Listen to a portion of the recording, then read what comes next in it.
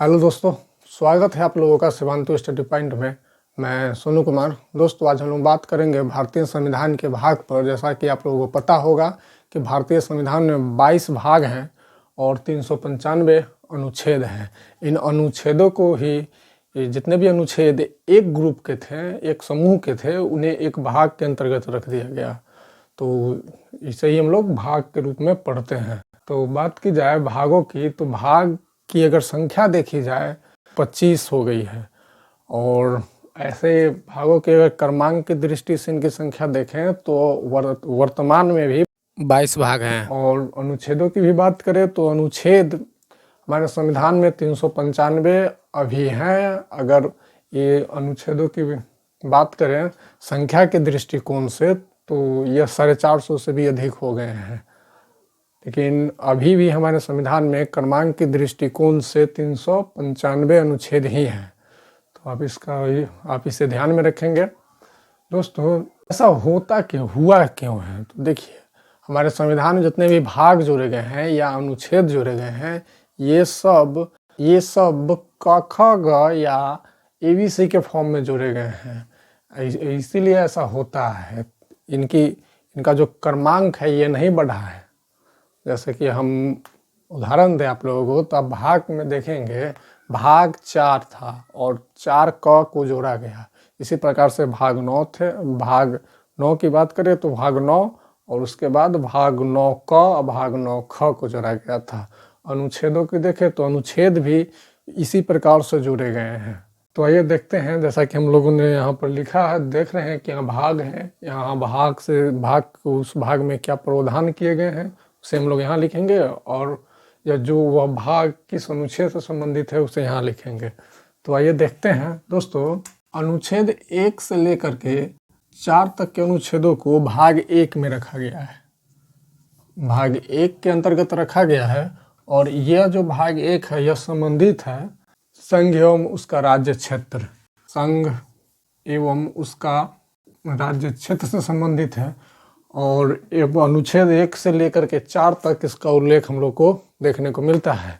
1 से लेकर 4 तक के अनुच्छेदों में आप देखेंगे कि यहाँ पर लिखा हुआ है कि भारत का जो राज्य क्षेत्र होगा वह कहाँ तक होगा, अर्थात कौन कौन से राज्य भारत के राज्य होंगे, ये इसके अंदर आपको देखने को मिलता है। और बात करी जाए तो कोई भी बाहरी भूमि, जो कि बाहरी भूमि भारत के संरक्षण में आ सकता है या नहीं आ सकता है, इसके बारे में भी आपको यहीं पर मिलेगा। किसी भी राज्य के नाम में परिवर्तन किया जा सकता है या नहीं, कुल मिला के संघ एवं उसके राज्य क्षेत्र का इसमें आप लोगों को वर्णन मिलेगा। तो इसे ही भाग 1 में रख दिया गया। भाग 2 की बात करें तो भाग 2 जो है वह 5 से लेकर के 11 तक के अनुच्छेदों में इसका वर्णन मिलता है, और इसे भाग 2 में रखा गया है 5 से लेकर के 11 तक के अनुच्छेदों को। इसमें नागरिकता की इसमें बात की गई है। भारत के नागरिक कौन होंगे यह बताता है भाग 2। इसे आप ध्यान में रखेंगे। भाग 3 की बात करें तो भाग 3 संबंधित है मौलिक अधिकार से। इसे आप ध्यान रखेंगे। मौलिक, इसे हम लोग मूल अधिकार भी कहते हैं, मूल अधिकार के नाम से भी हम लोग इसे जानते हैं। और इसका उल्लेख आपको मिलेगा अनुच्छेद 12 से लेकर के अनुच्छेद 35 तक के। आप मूल अधिकार के बारे में या मौलिक अधिकार के बारे में पढ़ते हैं। दोस्तों, यह अधिकार है जो भारत के जनता को मिली हुई है, इसे ही मूल अधिकार बोला गया है। और भाग 4 की बात करें तो भाग 4 में नीति निर्देशक तत्वों का उल्लेख किया गया है। तो इसे भी आप ध्यान रखेंगे। इसमें नीति निर्देशक तत्वों का उल्लेख किया गया है, जिसे हम लोग DPSP के नाम से भी जानते हैं। इसकी बात की जाए तो इसका उल्लेख अनुच्छेदों में 36 से लेकर के 51 तक के अनुच्छेदों में आप लोगों को नीति निर्देशक तत्वों का वर्णन मिलता है। अगर हम बात करें भाग 4 क की, तो भाग 4 क मूल कर्तव्य से संबंधित है। इसमें भाग 4 क में मूल कर्तव्य का उल्लेख किया गया है। मूल कर्तव्य का उल्लेख है। जैसा कि आप लोगों को पता होगा कि इसका उल्लेख 51 के क में किया गया है। अनुच्छेद 51 के क में आपको मूल कर्तव्य का बारे में देखने को मिलता है और इसे भाग 4 में रखा गया है। अगर देखें तो आप ध्यान रखेंगे इस मूल कर्तव्य के बारे में, यह हमारे मूल संविधान में नहीं था। इसे 42वें संविधान संशोधन द्वारा सरदार स्वर्ण सिंह समिति की अनुशंसा पर इसे जोड़ा गया था। 42वां संविधान संशोधन 1976 में इसे जोड़ा गया था। आप इसे ध्यान में रखेंगे। अगर 5 की बात करें तो भाग 5 में इसमें संघ के प्रशासन का उल्लेख है, अर्थात हमारे देश की क्या प्रशासन होगी, इसे किस तरह से प्रशासन किया जाएगा, प्रशासित किया जाएगा हमारे देश को, उसके बारे में उल्लेख भाग 5 में देखने को मिलता है। और अनुच्छेदों की बात करें तो इसका उल्लेख आप लोगों को 52 से लेकर के अनुच्छेद 151 तक के बीच में आप लोगों को संघ की प्रशासन का उल्लेख मिलता है और यह संबंधित है भाग 5 से। आप इसे ध्यान में रखेंगे। भाग 6 की बात की जाए तो भाग 6 में राज्य प्रशासन का उल्लेख किया गया है कि राज्य की प्रशासनिक व्यवस्था कैसी होगी। राज्य प्रशासन का उल्लेख है कि राज्य की प्रशासनिक व्यवस्था कैसी होगी, उसके बारे में भाग 6 में उल्लेख मिलता है। यहाँ पर आप देखेंगे इसका जो अनुच्छेद है यह 152 से लेकर के 237 तक की अनुच्छेदों में इसका वर्णन हम लोगों को देखने को मिलता है हमारे संविधान में। भाग 7 की बात करें तो भाग 7 जो है यह इसमें पहली अनुसूची के भाग ख के राज्य के बारे में कुछ प्रावधान किए गए थे उस समय, उसका उल्लेख यहाँ पर आप लोगों को देखने को मिलता है। और अनुच्छेद की बात की जाए तो 238 में आप लोगों को देखने को मिलता है। लेकिन इसके बारे में आप एक बात को याद रखेंगे कि यह निरसित कर दिया गया है, अर्थात यह समाप्त कर दिया गया है। भाग 7 को हमारे संविधान के भाग में इसे समाप्त कर दिया गया है, यह भी प्रभाव में नहीं है। भाग 8 की बात करें तो भाग 8 संघ राज्य प्रशासन की बात करता है। तो यहाँ पर देखेंगे जो है भाग 8 यह संघ राज्य प्रशासन की बात करता है, अर्थात संघ राज्य प्रशासन को हम लोग एक और नाम से जानते हैं, जैसे हम लोग बोलते हैं केंद्र शासित प्रदेश, इसके नाम से हम लोग इसे जानते हैं। इसी के प्रशासन का भाग 8 में उल्लेख मिलता है। अगर अनुच्छेद की बात करें तो यह 239 अनुच्छेद से लेकर के आप इसे देखेंगे 242 तक के अनुच्छेदों में आप इसे देख सकते हैं। 242 तक के अनुच्छेदों में उल्लेख इसका आप लोगों को देखने को मिलेगा। अगर भाग 9 की बात की जाए तो भाग 9 में पंचायत का उल्लेख किया गया है। पंचायत का उल्लेख आप लोग को मिलता है। यह भी ग्रामीण प्रशासनिक इकाई है, छोटे स्तर की है भाई, ये ध्यान रखेंगे। इसके तुलना में संघ राज्य प्रशासन के तुलना में, अर्थात भाग 5, 6 और 8 की तुलना में यह छोटी स्तर की है, क्योंकि ग्राम स्तर पर प्रशासनिक व्यवस्था करती है। तो इसे भी आप ध्यान में रखेंगे। भाग 9 में पंचायती व्यवस्था का उल्लेख किया गया है, जो कि प्रशासनिक व्यवस्था है। और इससे संबंधित जो अनुच्छेद हैं वे है 243। और आप लोगों को एक बात ध्यान रखना होगा कि 73वां संविधान संशोधन जो कि 1993 ईस्वी में हुआ था, इसमें भाग 9 में कुछ अनुच्छेद को जोड़ा गया था। जैसे 243 क से लेकर के 243 9 तक के अनुच्छेदों को यहाँ पर जोड़ा गया था। कुल मिलाकर 16 अनुच्छेद हैं पंचायती राज व्यवस्था से संबंधित, आप इसे भी ध्यान में रखेंगे। भाग 9 में भाग 10 की बात करने से पहले भाग इसमें 9 के क और 9 के ख भी हैं, इसे भी आप लोग ध्यान में रखेंगे। तो पहले इसे मिटाना पड़ेगा। भाग 9 के ख की बात की जाए तो आप यहाँ ध्यान में रखेंगे, यह जो है भाग 9 का ख यह संबंधित है नगर प्रशासन से, जिसे हम लोग नगर पालिका कहते हैं। यह भी जो है प्रशासनिक इकाई ही है जो हम लोग देखते हैं, ये नगर के प्रशासन से संबंधित है।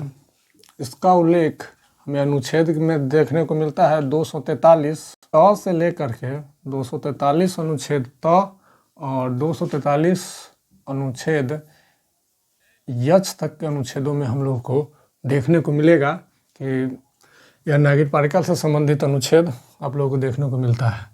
9 क है, ये ख लिख दिए। 9 क में 9 ख की बात की जाए तो 9 ख में सहकारी समितियां का के बारे में आप लोगों को मिलेगा, उल्लेख मिलता है। यहाँ पर आप ध्यान रखेंगे सहकारी समितियाँ यह भी एक छोटे स्तर की प्रशासनिक इकाई ही है, आप इसे भी ध्यान रखेंगे। इसका उल्लेख 243 यज से लेकर के 243 यन तक के अनुच्छेदों में देखने को मिलता है। दोस्तों, अगर हम लोग सहकारी समिति की बात करें तो भाग 9 के अंतर्गत जो हमारा 97वां संविधान संशोधन है, संविधान संशोधन 2011 में, 2011 ईस्वी में हमारे संविधान में जोड़ा गया था। ये इसे भी आप ध्यान में रखेंगे, हो सकता है पूछ ले। और भाग 10 की बात करें तो भाग 10 में इसमें एसटी और एससी, अनुसूचित जाति और अनुसूचित जनजाति के प्रशासन का उल्लेख है। आप इसे ऐसे ही ध्यान में रखेंगे, एसटी एससी अनुसूचित जाति और अनुसूचित जनजाति के प्रशासन का उल्लेख किया गया है। यहाँ पर आप ध्यान देंगे यह 244 से लेकर के 244 क तक के अनुच्छेदों में वर्णन है। इसके अंतर्गत 2 अनुच्छेद ही हमें देखने को मिलता है, इसे भी आप ध्यान में रखेंगे। भाग 11 की बात करें, भाग 11 में संघ एवं राज्य संबंध का उल्लेख है, संबंध का आपको उल्लेख मिलता है। अनुच्छेद की बात करें तो 245 से लेकर के अनुच्छेद 263 तक के अनुच्छेदों में इसका उल्लेख आप लोगों को देखने को मिलेगा। दोस्तों, इसके अंतर्गत संघ राज्य संबंध के अंतर्गत ही आप देखते हैं कि इसी के अंतर्गत आप लोगों को देखने को मिलेगा संघ सूची, राज्य सूची एवं समवर्ती सूची, जो कि केंद्र एवं राज्य के बीच शक्ति के विभाजन का उल्लेख करता है। आप इसे भी ध्यान में रखेंगे और विस्तार से इन सभी को हम लोग एक एक करके आगे पढ़ेंगे। इसलिए सिर्फ आप इतना ही बातों को याद रखेंगे, सिर्फ समझने के दृष्टिकोण से, ताकि जब आप पढ़ें भाग को तो आपको समझ में रहे कि इसके बारे में क्या पढ़ना है। और जब इस तरह से आपको पढ़ने में एग्ज़ाम में भी सहूलियत मिलेगी, क्वेश्चन बनेंगे। भाग 12 की बात करें तो भाग 12 में वित्त संपत्ति संविदा एवं वाद का उल्लेख किया गया। इससे संबंधित जो अनुच्छेद हैं वे हम लोग देखेंगे 264 से लेकर के अनुच्छेद 300A तक, या क भी आप लिखे तो बेहतर होगा, हिंदी में पढ़ रहे हैं इसलिए क लिखना ही उचित रहेगा।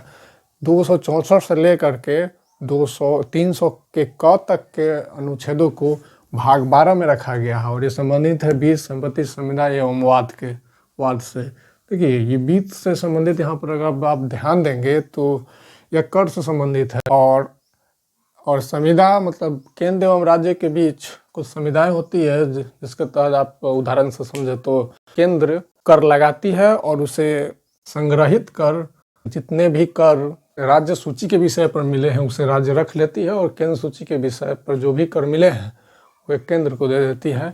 और इससे संबंधित जितने भी वाद विवाद होंगे वे राष्ट्रपति की अनुमति से संसद द्वारा हल किए जाएंगे। इसी का उल्लेख आपको यहाँ पर मिलता है भाग 12 में। भाग 13 की बात करें तो भाग 13 में आप देखेंगे भारत के भीतर व्यापार, वाणिज्य एवं, या और लिखे बेहतर होगा, और समागम का उल्लेख आप लोग को देखने को मिलता है। इसे आप देखेंगे तो इसका वर्णन अनुच्छेद 301 से लेकर के 307 तक के अनुच्छेदों में देखने को मिलता है। भाग 14 की बात की जाए, भाग 14 की हम लोग बात करें तो इसको हम लोग देखते हैं संघ एवं राज्य के अधीन सेवा जितने भी सेवाएं हैं केंद्र एवं राज्य के अधीन, उसके बारे में यहाँ पर उल्लेख आप लोगों को मिलेगा। ये इसको आप ध्यान में रखेंगे। यह अनुच्छेद 308 से लेकर के अनुच्छेद 323 तक के अनुच्छेदों में इसका वर्णन मिलता है। इसे भी आप ध्यान में रखेंगे। इसके अंतर्गत ही आप देखते हैं केंद्रीय सेवा, अखिल भारतीय सेवा एवं राज्य सेवा, उनके बारे में आप यहाँ पर प्रावधान किए गए हैं। आगे की बात की जाए अनुच्छेद भाग 15 की, तो भाग 15 से पहले आप याद रखेंगे कि भाग 14 का है, भाग 14 का भी है। तो यह संबंधित है अधिकरण से, अधिकरण से यह संबंधित है। दोस्तों, ये जो अधिकरण है इसका उल्लेख अनुच्छेद 323 के क में किया गया है और 323 ख में इसे किया गया है। यहाँ पर आप ध्यान देंगे, अधिकरण जो है यह अर्ध न्यायिक संस्था है। यह इसका निर्माण प्रशासनिक एवं कर संबंधी मामलों को हल करने के लिए किया गया था। इसे भी आप लोग ध्यान में रखेंगे। और इसे शामिल कब किया गया था? इसे भी शामिल 1976 में इसको शामिल किया गया था हमारे संविधान में, 42वें संविधान संशोधन द्वारा।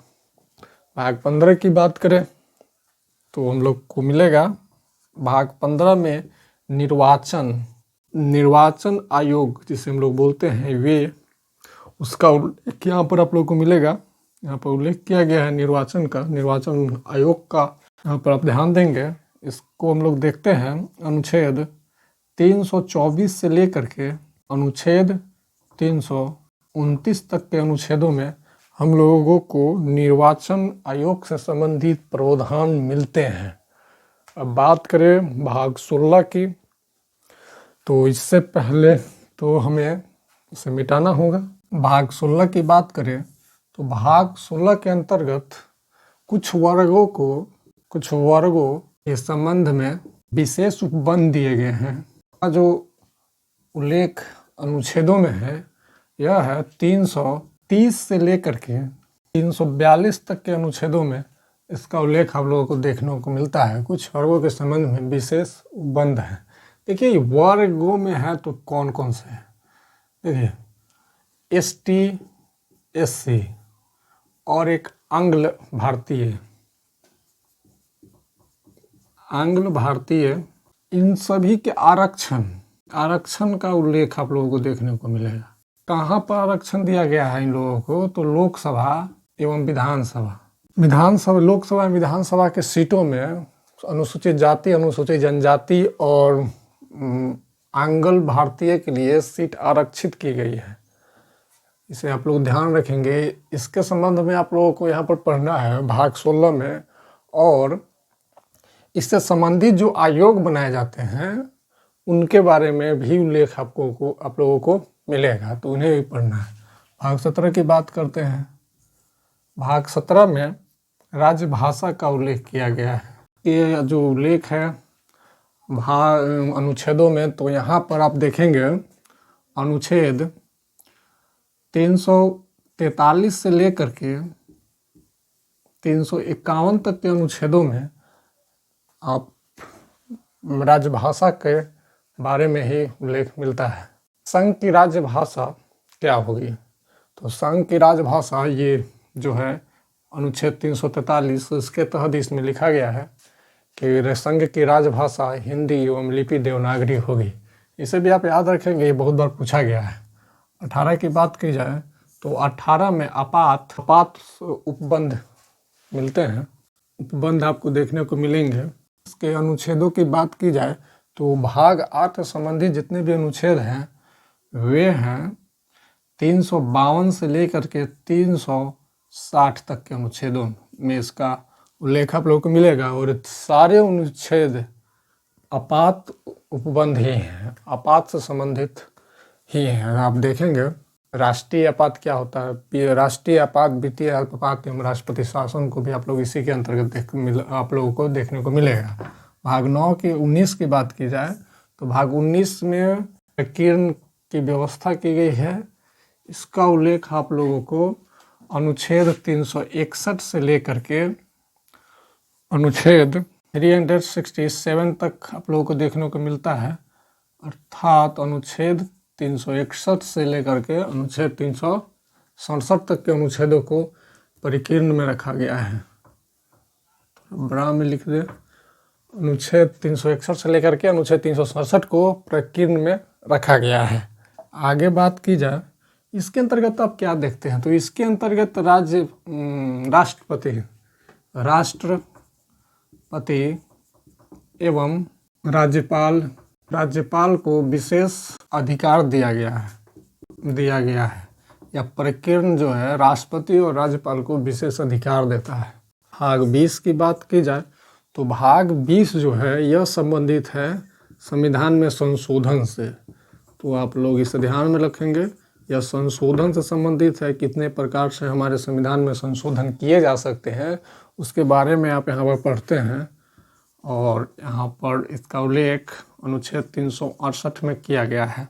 दोस्तों भाग 21 की बात की जाए तो भाग 21 में अस्थायी संक्रमणकालीन और विशेष उपबंध दिए गए हैं। यहाँ पर विशेष उपबंध दिए गए हैं, इसे भी आप ध्यान में रखेंगे। अगर अनुच्छेद की बात की जाए तो अनुच्छेद 369 से लेकर के 392 तक के अनुच्छेदों को यहाँ पर रखा गया है। देखिए यह अस्थायी संक्रमणकालीन क्या है, तो देखिए 26 जनवरी 1950 को हमारे देश में संविधान को लागू किया गया था, यह तो आप सब लोग जानते होंगे।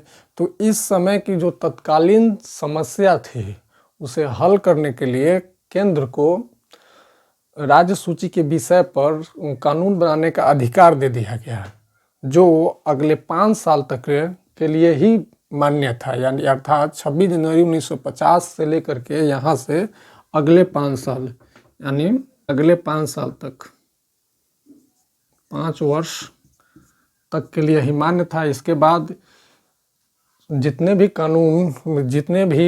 कानून बोले जो केंद्र बनाएगी राज्य सूची के विषय पर, उसे समाप्त हो जाने थे अगले 5 साल के बाद।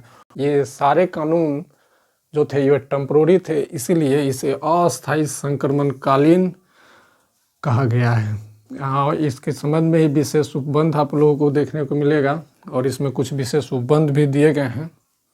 इसी के अंतर्गत आप लोग देखते थे 370 आर्टिकल जो है वो है, और भी बहुत सारे राज्य हैं जिन्हें विशेष दर्जा दिया गया है। जैसे आप देखेंगे तो असम है। भाग 22 की बात करें हम लोग तो भाग 22 में हम लोग देखते हैं कि इसमें संक्षिप्त नाम और प्रारंभ, और देखें तो हम लोगों को देखने को मिलेगा यहाँ पर हिंदी में प्राधिकृत पाठ एवं निरसन, और की बात की जाए और निरसन की बात करता है।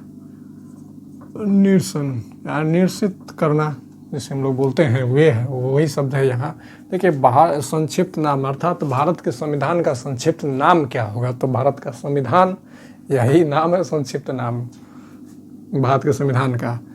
और प्रारंभ देखिए 26 नवंबर 1949 में हमारा संविधान बनकर तैयार हुआ था, लेकिन यह लागू हुआ था 26 जनवरी 1950 को। तो 26 नवंबर 1949 के दिन ही हमारे संविधान सभा द्वारा कुछ अनुच्छेदों को लागू कर दिया गया था, जिसमें आप जानते होंगे 5, 6, 7, 8, 9, उसके बाद 60, 324, 366, 367, उसके बाद 388 को देखते हैं, 389 को देखते हैं, और 391, 392, 393 ये सब थे आर्टिकल जो कि उस समय लागू किए गए थे। और जितने भी बचे हुए थे उन्हें लागू करने का जो तिथि था वो 26 जनवरी 1950 था। तो यह संविधान के प्रारंभ से संबंधित है, जो ये प्रारंभ लिखा हुआ है। और ये हिंदी में प्राधिकृत पाठ, इसका मतलब क्या है कि भारत का जो संविधान है उसे हिंदी में अनुवाद करवाने का जो अधिकार होगा, सीधा समझे अधिकार होगा, तो कौन करवाएगा, सीधा समझे इस तरह से कौन करवाएगा, तो राष्ट्रपति जी करवाएंगे, इसी की बात करता है। और यहाँ पर निरसन की बात की जाती है, अर्थात समाप्त करने की। देखिए भारत शासन अधिनियम 1935 और भारतीय शासन अधिनियम स्वतंत्रता शासन अधिनियम 1947 और इससे जुड़े जो भी एक्ट थे उस समय के, उन्हें समाप्त कर दिया गया था और हमारे संविधान को जो कि नया बना था उसे लागू कर दिया गया था। तो यहाँ पर निरसन की भी बात की जाती है जो कि अनुच्छेद 22 में उल्लेख है। और इसके हम लोग अनुच्छेद की बात करें तो अनुच्छेद 393 से लेकर के 395 तक के अनुच्छेदों को इसके अंतर्गत रखा गया है। उम्मीद है कि आप लोगों को यह अच्छा लगा होगा और आप समझे भी होंगे, आप लोगों को समझ में आया होगा, अच्छा से समझ में भी आया होगा। धन्यवाद वीडियो देखने के लिए। अच्छा लगा हो तो लाइक ज़रूर करें। लाइक से पता चलता है कि वीडियो बना कैसा है।